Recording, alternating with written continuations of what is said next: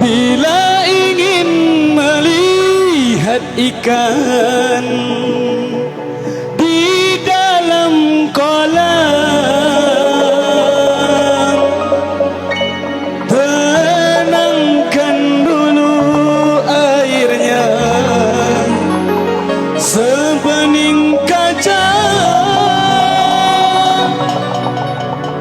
Bila mata tertuju pada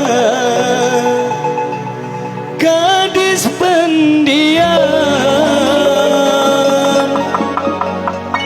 caranya tak sama menggoda. Menggoda apa bang? Jando, dah ya? Apa? Jando. Jan balinja. Ikan dalam kolam.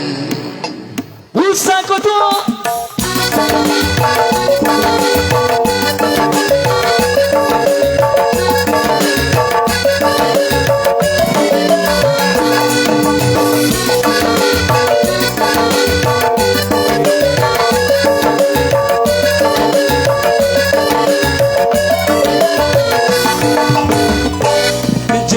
Jangan dulu, janganlah diganggu, biarkan saja, biar duduk dengan tenang.